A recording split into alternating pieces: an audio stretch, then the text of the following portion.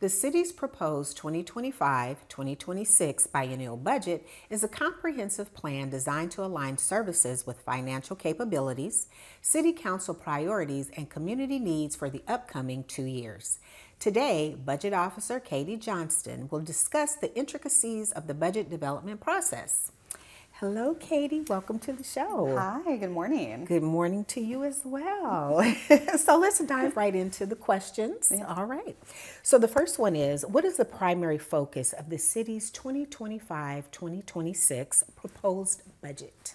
So as we started this budgeting process, the city manager asked us to really look at building belief and trust. And so one of her key focuses was how can we build belief and trust through the budget process, even in a challenging fiscal environment? Because we know for our community that our delivery of services is very important, but equally important is how do we do that in a way that builds trust with our community. And so the way that we think about that is how are we building a budget that listens to community needs, really understands those community needs, then takes a look at our operations and the services we provide, how efficiently are we providing them, how are we providing them in a way to meet community needs.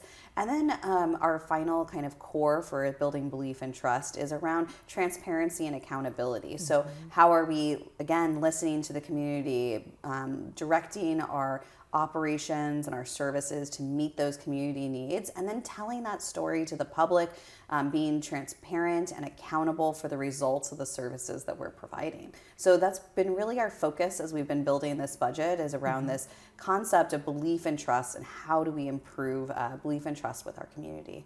And I love what you said about the belief and trust and the transparency, because I think those are very important for the community to know what's going on. So thank you for, those things, making sure those things are happening. And so what is the forecasted budget gap in the city's general fund, and how is the city planning to address this? So when we started this budgeting process, we forecasted that the city's general fund would face a $24 million budget gap. So we're in this position because the city's general fund has what we call a structural budget gap. So what that means is that on a regular basis, our revenues just don't grow as fast as our expenses.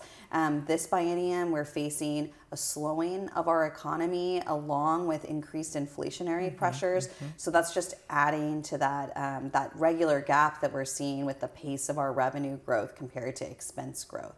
So we forecasted the $24 million gap, and as part of developing the budget process, the city manager had to propose a budget that actually balanced that gap. Okay. And then, so as far as community feedback, how is that incorporated into the budget process?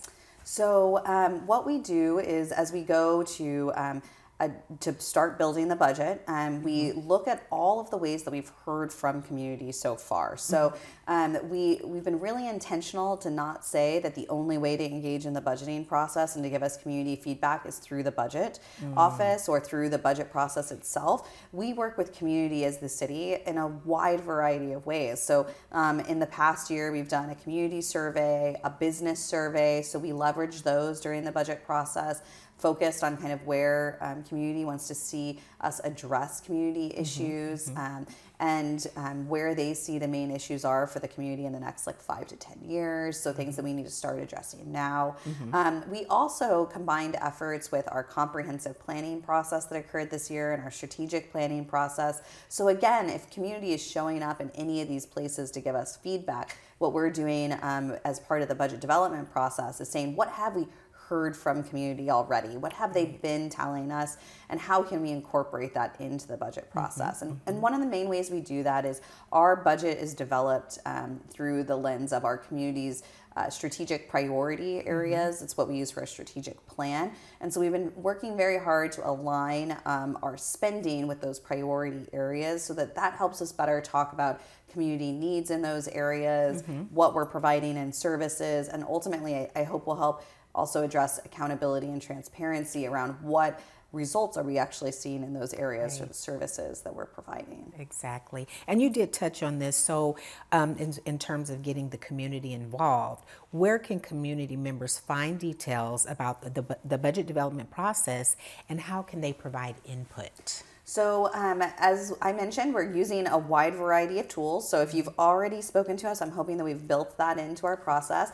but we still have some steps in our budget development process. So you can attend a workshop on November 6th if you'd like to see, and it's an online workshop using our Balancing Act tool that we dig into the general fund. We talk about what's funded through the general fund, how the general fund addressed the structural gaps. So just as a quick point there, we did end up having to reduce some expenses in the general fund to fill the gap.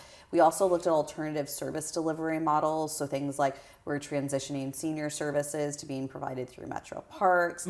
We looked at revenue options in the general fund where we're eliminating some tax exemptions and adding a new excise tax, but ultimately in the general fund we did have to balance the budget using some one-time cash resources. So as people come to provide feedback, it's a really good place to start at our November 6th Balancing Act event, because you'll get to see what does that budget look like with those different strategies taken into account. And then on November 19th we'll have our a public hearing and the first reading of the budget, and the council will adopt the budget. Right now it's scheduled for December 3rd. So prior to those dates, you can come to council meetings, you can come to our Balancing Act event, or those actual council meetings on the 19th and 3rd. And then the other thing I would say is if people want to go online, we have a website that's www.cityoftacoma.org/budget development, and that has our online budget book, our budget in brief. And if people, as we talk about transparency and accountability, that's so important. Folks can actually download our entire budget data if they're that inclined to dig into the details. But it's all available, and then we've created some interactive dashboards that can be found through our website where people can go in and look at some of the financials in different ways if they're curious about where we're spending money, the services, and the cost of those.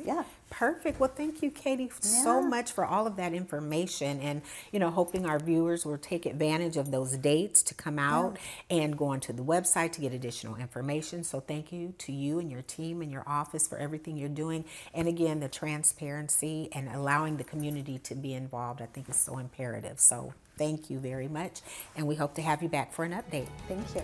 All right.